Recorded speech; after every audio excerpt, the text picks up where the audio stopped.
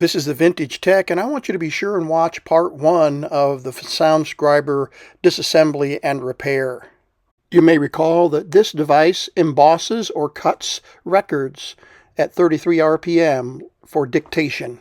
And I have about 100 of these linear ruby discs that I want to use to cut for the SoundScriber, but you can see they have the large 45 RPM spindle hole. So what I need to do is create an adapter to be able to use these on this turntable. So I've created a 3D printed adapter that is supposed to fit down on the square hole, and it's a little bit tight, and I don't want to force it and break the plastic, and I filed it, but it's still a little tight. And then this is too loose because this has to be tight. This has to be forced down over this plastic. So I've got another one of these on the printer right now, and it's getting ready to print that. So we'll try that on the turntable when it's done. Got the electronics chassis off of the plate, main plate here. The power switches and the light are here. I've got this disconnected from the multifunction switch underneath here, and volume control, or they call it the tone control, but it may be both. And what I'm trying to do is get to this gearbox to figure out what I need to do to get this this working, because it's bound up tight. Well, I mean, it's not bound up tight, but it's really stiff, and I need to clear that out. But I can't get this piece off here, and I don't know what it's going to take. I'm hoping that once I get the cover off of the gearbox, I'll be able to see. I'm still printing the adapter. I tried, this will be the 4th version. It's been just a little bit small, and this record still turns too easily on the adapter. So I need to be able to slide this down over the adapter and be tight so that the record doesn't slip when it's recording.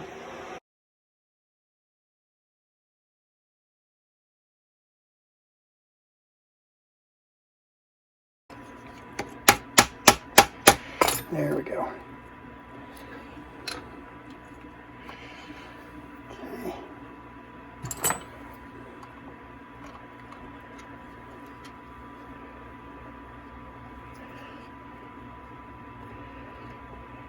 Looks like some kind of a rubber seal. And there's the grease. It's hard. Yeah, and there is a gasket on there. And then you can see the brass gear, and I don't see a set screw on the brass gear or on the shaft. I don't know if that is pressed on or what. So that's the way it's supposed to work, and it's supposed to be smooth as silk, and it's just gummed up. So the question is, how does this come off? And here's the electronics chassis. You can get a little closer look at it. A lot of caps in there that need to be replaced. There's 3 caps over here that need to be replaced. I need to get I don't have a schematic for this yet, and so I'm not really sure where all the tubes go. In fact, I'm not sure at all where the tubes go. So I've got to find a schematic for this. Someone said I can find it on the patent site, and maybe even if just the tube placement is correct, I could use that. But I've got to find a schematic somewhere, and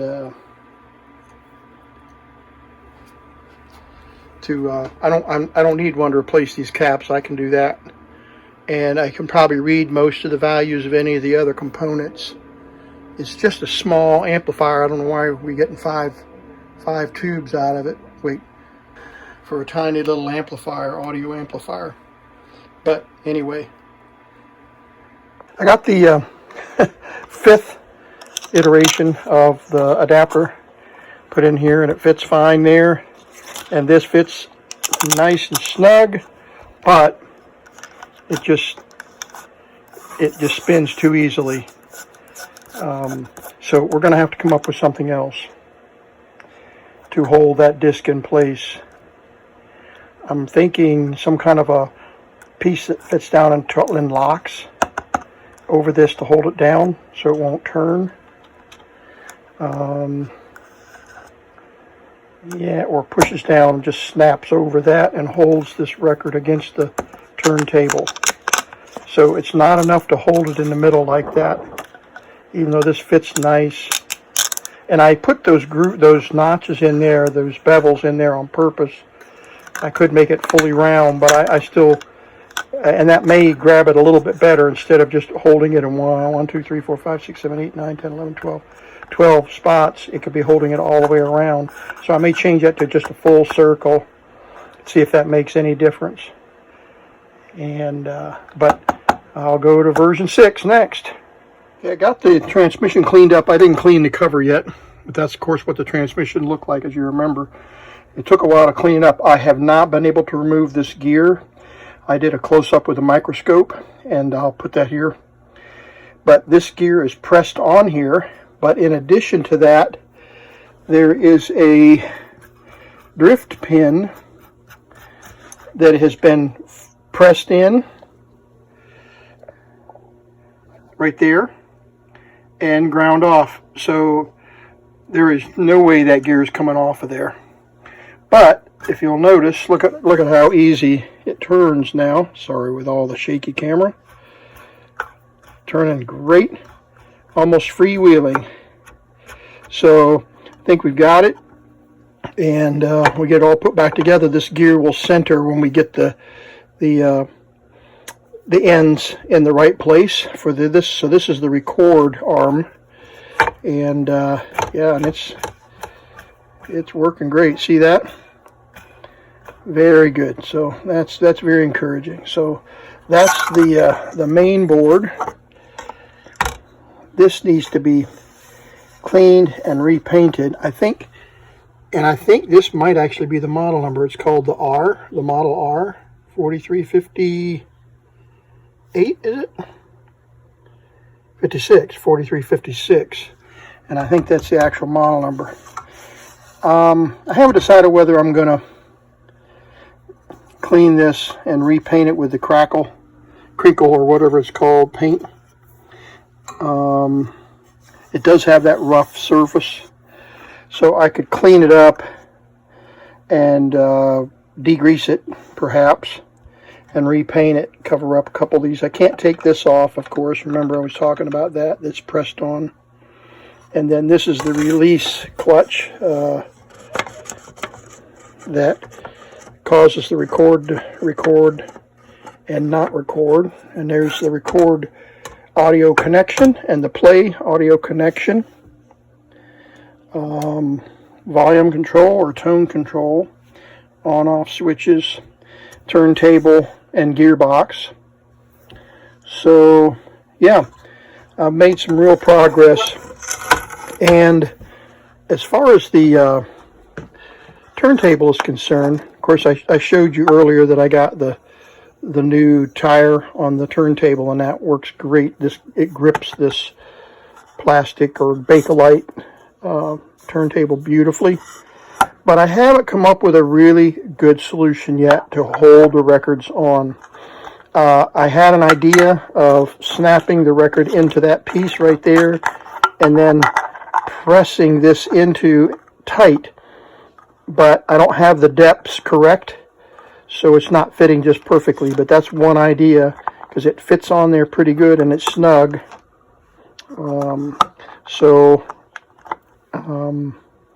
I might go that route rather than just putting a circle on there, because this is not gonna hold. So I've got to come up with another really good solution for this. So I think we're Making progress. This is the gearbox for the turntable that drives, this shaft drives the record arm, and the motor on this end the motor drives that little pin right here, and then this end goes into the record end, and this is the turntable here. So, making progress.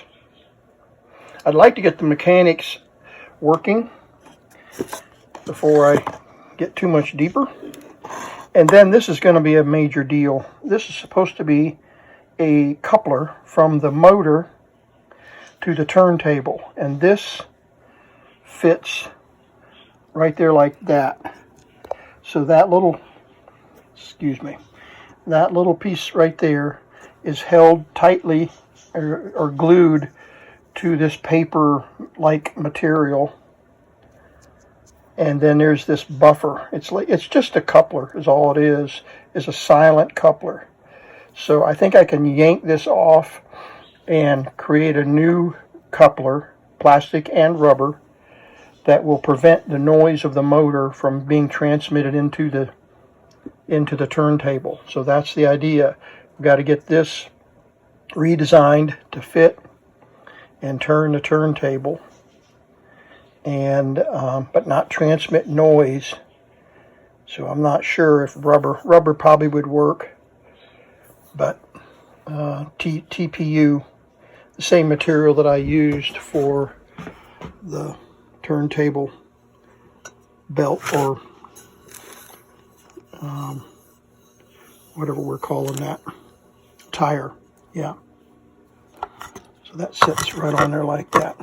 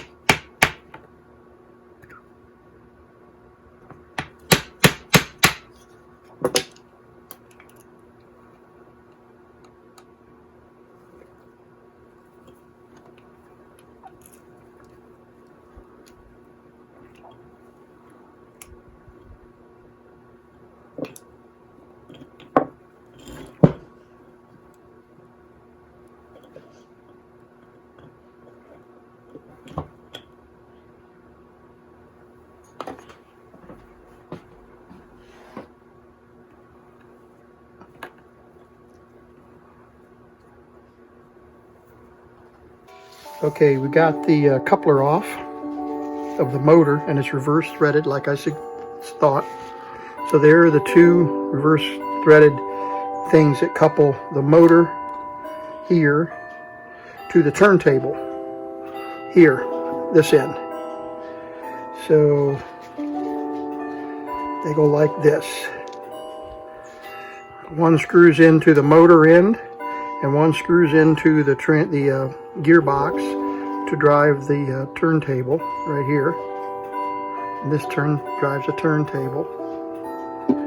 And then there's a piece of cloth glued to, I keep getting off camera, there's a piece of cloth that on each side.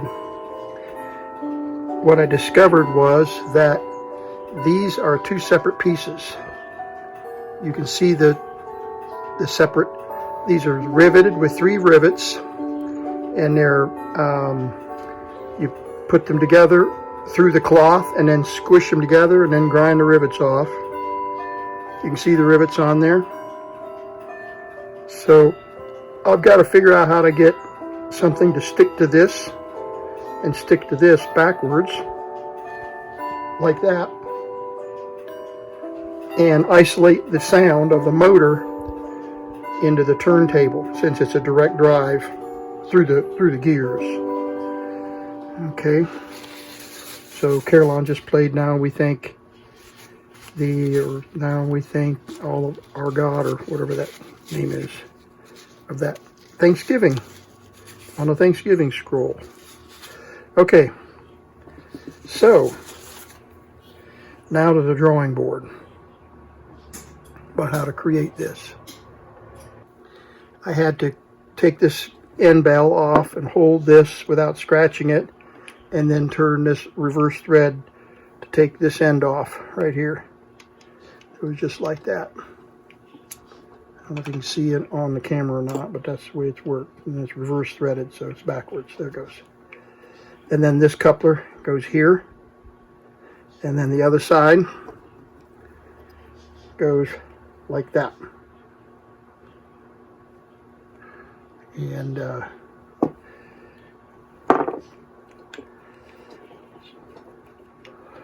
I've got some work to do.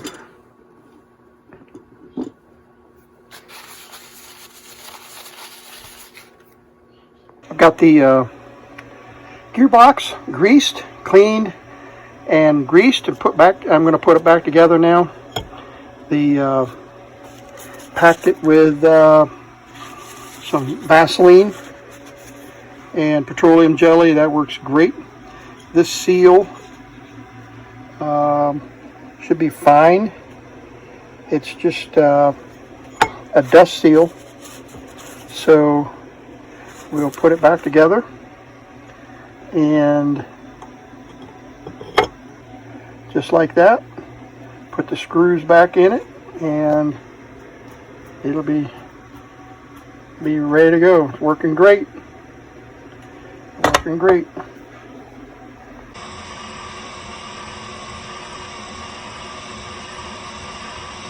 We've got this motor to turntable transition piece. Remember, this piece had cloth on these little pieces that attach to the motor, and then the other side attached to the gearbox and also to the turntable. So the motor vibrations would be separated by this little transition piece here, and they used cloth of some kind and a metal bracket. So what I've done is I've 3D printed some TPU, which is basically rubber, and fit these in, and I'll glue those, but I'm trying to piece it all together. And then I'll put a separator between the two like that, and then they will be isolated, so you can see I can touch that one and it doesn't push the other one. Touch that one, doesn't touch the other one. So they're separated by a 2mm bushing or washer. And then I take these hard washers here just to give it some strength, and put that all together like that. And that will, assuming it's a little thicker, so it'll be a little tighter. So I've got to see if I can adjust that just slightly on the record player, but that's the way it'll work. So I'll glue this together and clamp it. So I'm just sitting here thinking how I could clamp this. Could clamp it on both sides like that. Probably would be sufficient. And I'd really like to put this on something after I glue these pieces in. Got to figure out what I can use to bond that metal with the rubber. Got to think about that for a little bit. And but they fit nicely. And then there's a bushing, a sleeve between the two pieces. Keep them from touching.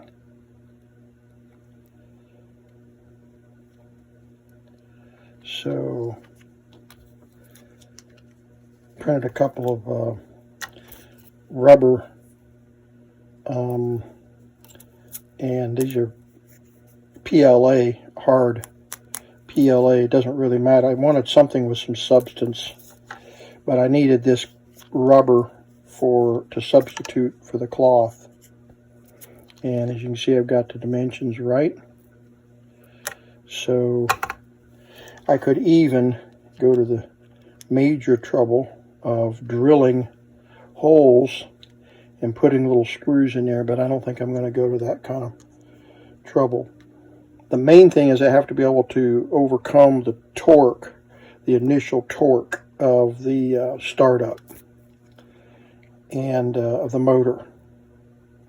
So the glue has to hold on this rubber and this metal, and then the rest of this will be glued well enough. It won't be a problem.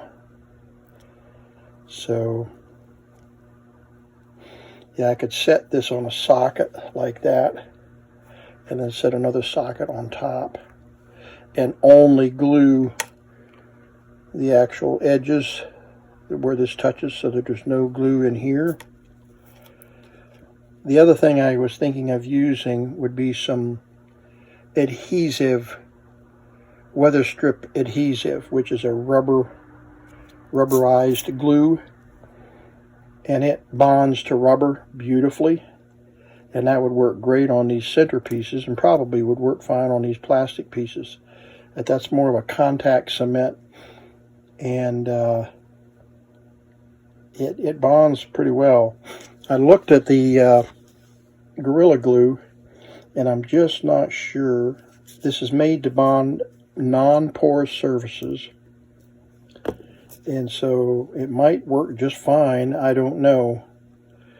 But the biggest concern I have is bonding the metal to the rubber here. I could use CA, but it's not a good long-term solution. I'm just not sure about that.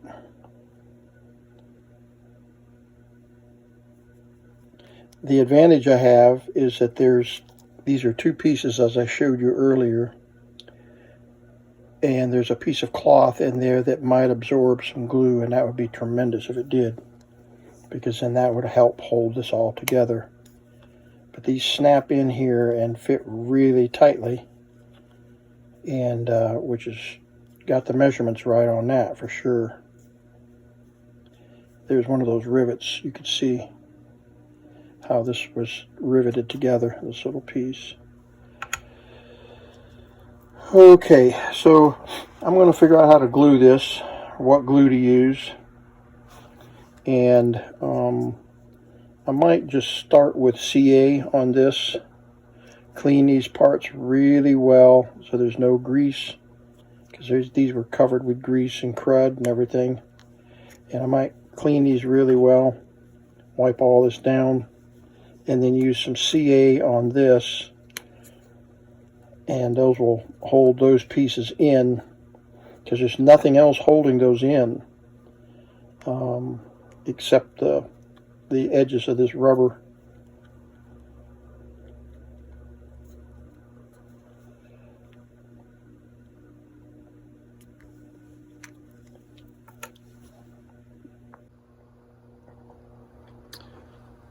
I've also been working on giving some thought to the hinge of the playback head.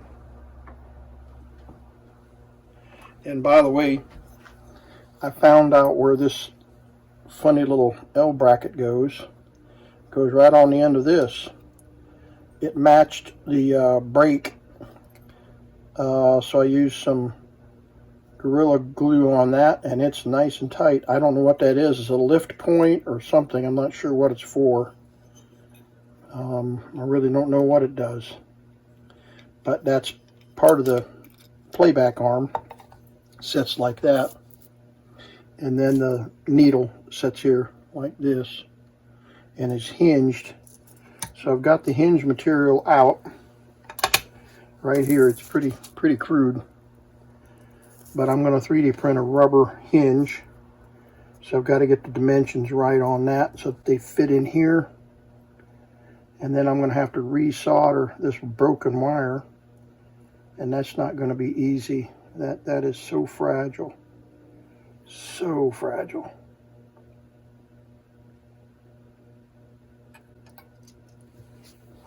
I don't want to take this apart if I can avoid it. But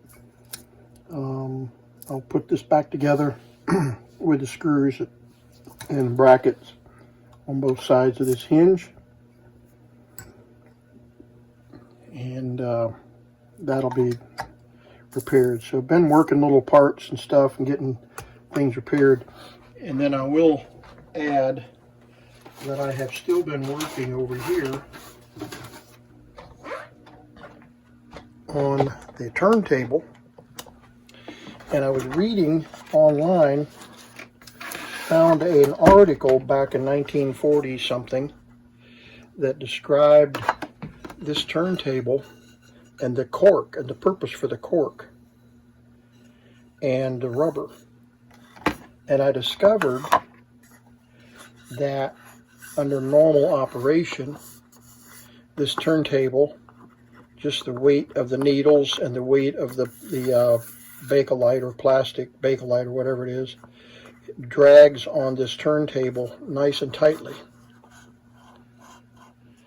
But that if you need to stop your recording or stop your playback, there's something that's supposed to put a brake on this turntable, on this top piece, and allow this to continue to turn. So this will continue to turn. The motor doesn't stop. It keeps right on spinning, but the record stops. So it would be the playback, not the record, because the record's going to keep on going as the motor turns. As the motor turns, the gearboxes are going to keep moving the needle across the record. So that wouldn't be for recording mode, it'd be for playback mode. So the start-stop function of the playback mode. So in any case, the foot control is supposed to stop this turntable and bump the needle back over to the beginning a few seconds so that you can listen over and over and over again to something that you've missed on the transcription.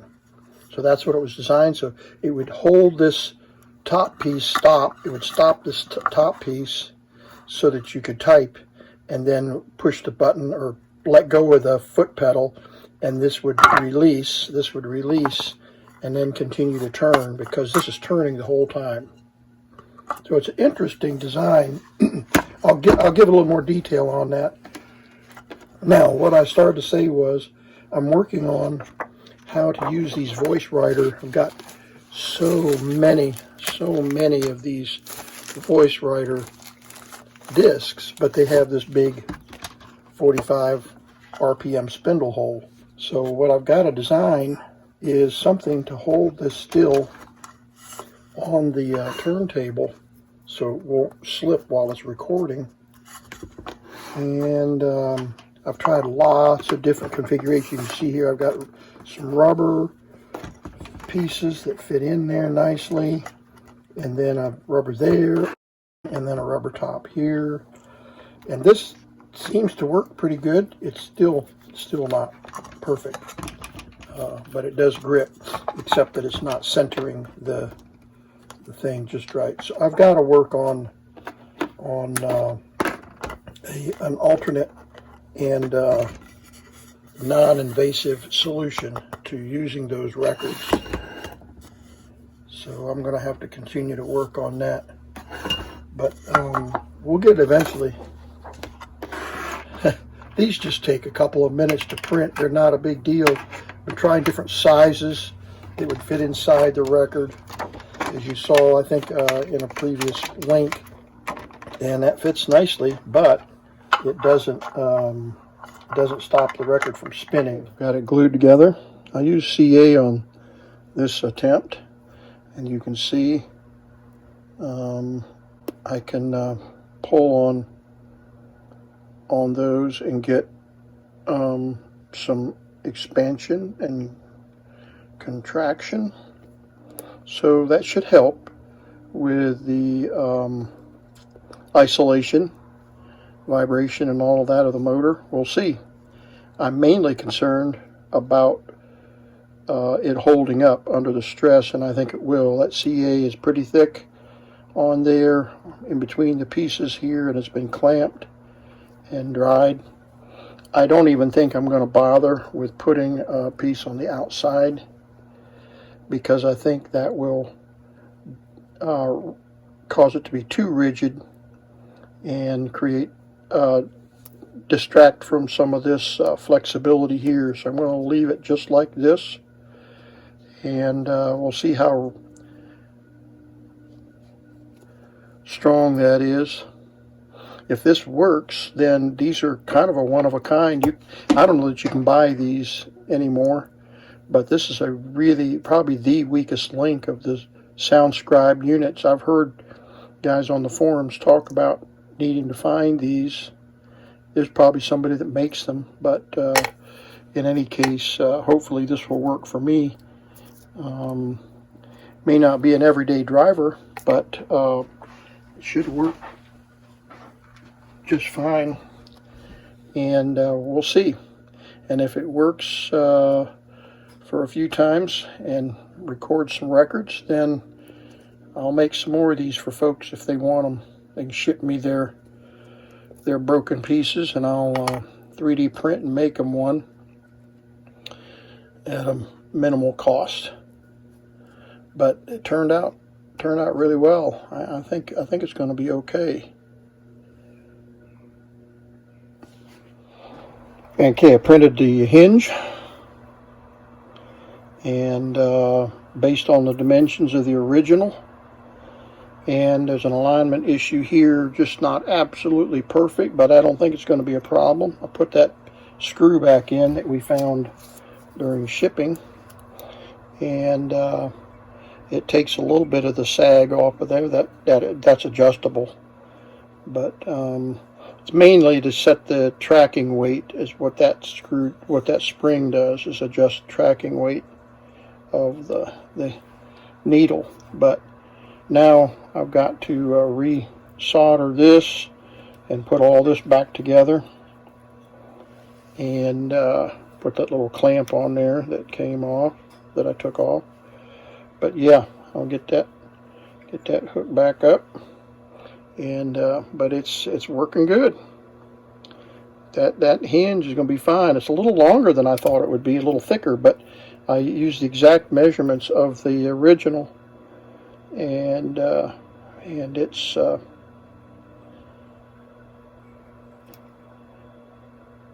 it's off about a millimeter, but I'm not going to worry about it. It's got the little brackets underneath the rubber to hold it in place, and yeah, that's going to be fine. That's going to be fine. So we'll just one step at a time here with this repair.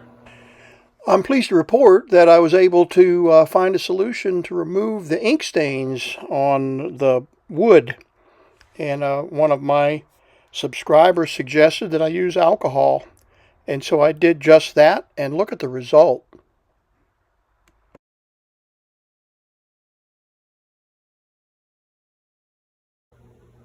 Come up with a solution here. Talking to my son about this the other night, and we talked about it. And what I've decided to do is just print a half a millimeter or a 1 millimeter plug. You can see how that fits inside the hole, and glue it with CA and just set it there just like that. And I don't even need the rubber cap on there to hold it down. I don't even think that's necessary, and I'm not interfering with the 15 minutes of record time. I don't believe. I think I got plenty of room to record, and then this will play back on the unit or on another record player. It's a little tight, but that just pops off if you tug on it. It just needs to be a little bit looser to get it down and back up off of that post. There it goes.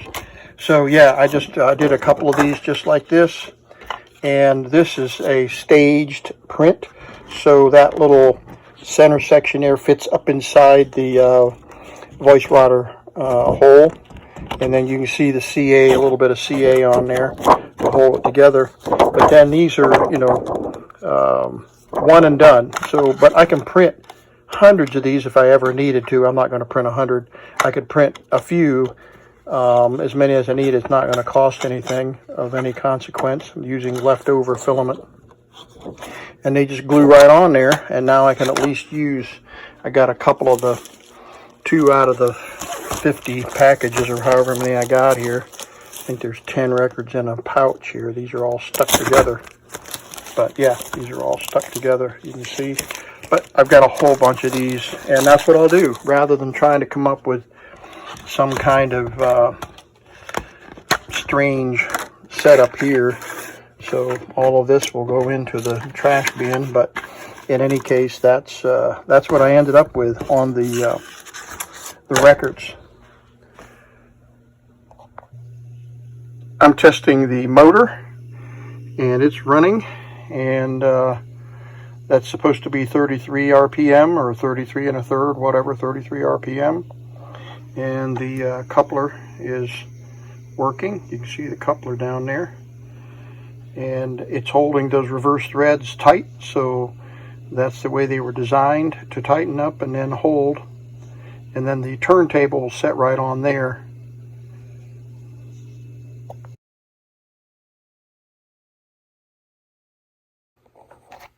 I've got the main filter cap out of here. I measured the voltages, and there's like 25 to 12 volts. So we're going to go ahead and replace this cap. And they are all 8 microfarads. As you can see, 8 microfarads and 150 volts. So we'll put we'll replace it with 3 10 microfarad caps, because that's the closest value that I've got. And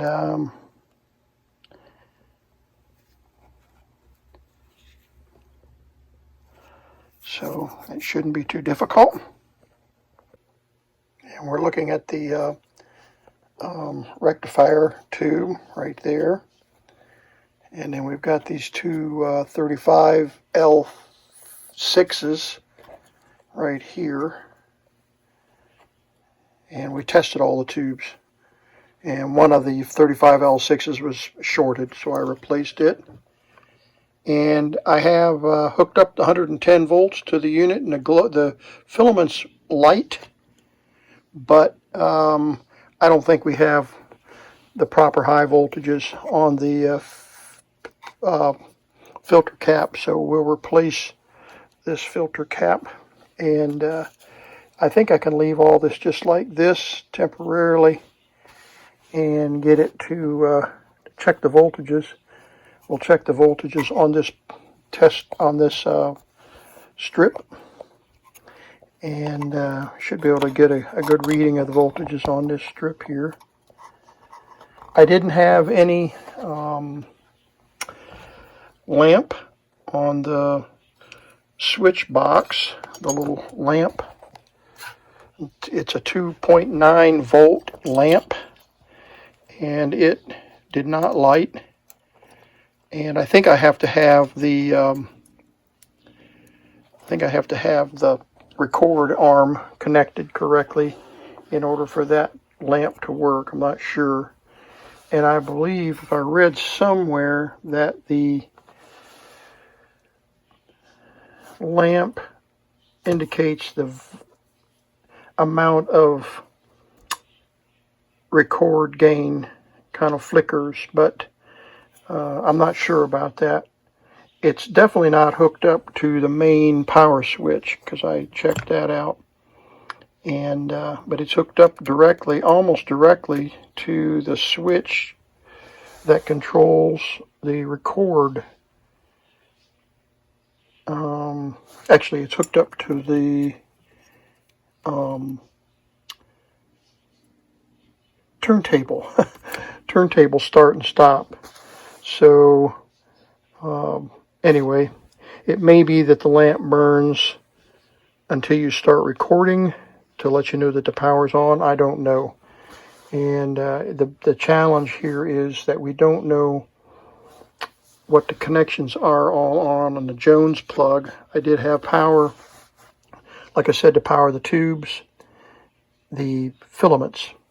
So I've got that much working or confirmed, and now we'll replace this cap, and then we'll run the power again to see if we're getting any higher voltages. This is going to be part 2 of this repair. I've got these caps just tacked in here to get the voltages back, and tested the tubes. So I've got all kinds of notes here. Let's see. I've identified a few things about this back plug.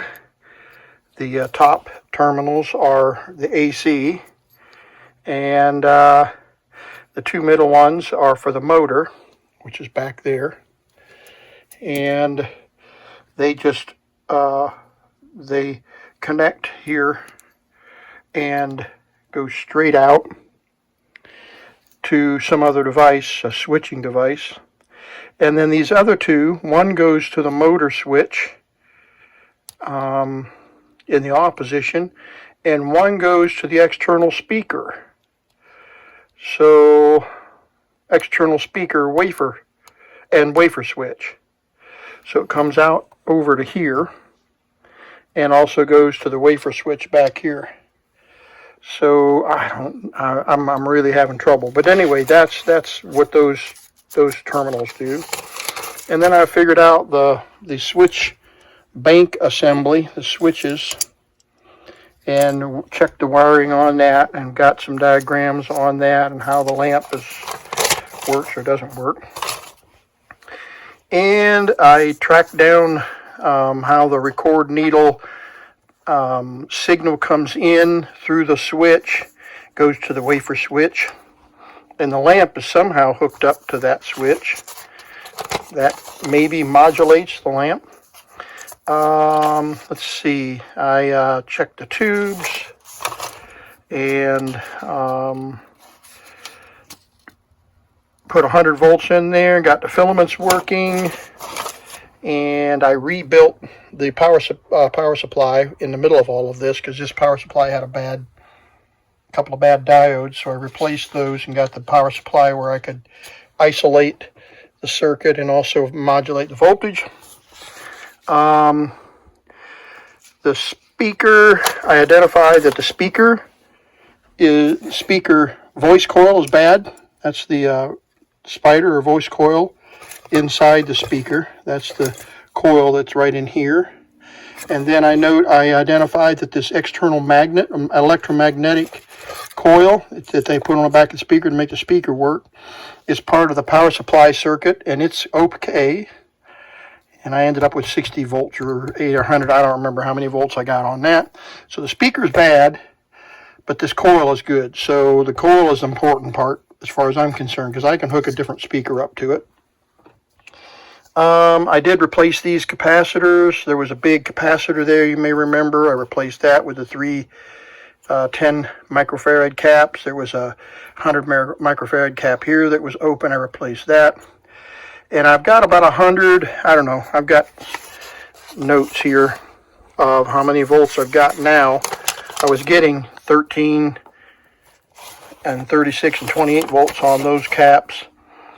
And let's see, now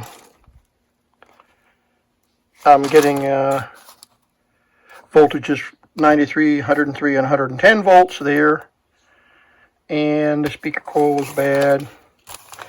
Check the tubes. The filaments are correct, 9, and it's supposed to be 12 volts, but 9 to 10 volts on the two 12 SC7 SC7s, and then I had 30 volts on the 2 filaments on the 235 L6s, which is correct. They should be about 30 for 33 volts. And then the 35 Z5 GT rectifier tube is got 32 volts. So the filaments are good and the voltages are correct. Then I checked the plate voltages on all those tubes, and they're high. I mean, they're high enough they should operate the tube. Let's see. And then I started tracing down the audio circuit. So the playback head hooks to these two wires and goes into the set, goes through the wafer switch that controls play and record, you may remember. And then it goes through this little transformer, and then it goes through the volume control, excuse me, and then it goes to two of the 12 SC7 tubes, and I can get amplification. I'm getting amplification of a tone through one of those tubes anyway. So that's as far as I've got. Let me show you the rest of the set at this point. Turn some lights on here. I already talked a little bit about the records and created an adapter for those to fit the turntable. I've cleaned the deck up and repainted it, so it's ready to go. I repaired the transmission, or the gearbox on the Record. The gearbox is all ready to go and works great. I repaired the playback head with the rubber retainer that holds the head in place. So that's working. And I rebuilt the gearbox of the turntable. I rebuilt the coupler that goes from the motor to the turntable. Rebuilt that. And that works. I tested the motor and it runs. Replaced one bad tube that was shorted. I repaired the ink stain on the front of the cabinet there, and it looks pretty good. There's a little bit of a remnant of the stain, but it turned out beautiful. Very happy with that. I didn't have to do anything to the Record arm. So, and I did, of course, replaced the bad rubber belt, or whatever you call it, gasket on the turntable, so that will grip now. So that's been repaired. So I think that's about how much I've gotten done on it. So my son is coming over soon to help me reverse engineer this thing and CAD the schematic. We need to get a rough idea of how the circuit is laid out. I don't want to go to all the trouble of replacing all these caps if we have major problems with the playback or record heads, because that's a lot of work to replace these caps, because they're so buried down in there you can't even get to them. And I'm sure some of them are bad, there's no doubt, but a lot of these are bypass caps, and they are filter caps, so they may not impact. If they bridge the amplification circuits from one to the next, then they could be bad. Then that'll prevent the signal from getting through into the speaker. So I did input, like I said, a tone on the playback tone arm connection, and I'm getting with the signal tracer, I'm getting amplified audio out of these two tubes here. So we're making progress, but the signal doesn't go all the way through the unit yet, and I'm not even sure if it will, the way it's hooked up. I just don't know.